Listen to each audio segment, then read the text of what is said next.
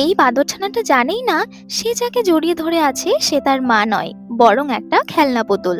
বাচ্চাটার নাম পুঞ্চু। তবে কেনই বা খেলনা পুতুল নিয়ে ঘুরে বেড়াচ্ছে পুঞ্চু? এর পিছনে একটা ইমোশনাল ব্যাপার আছে।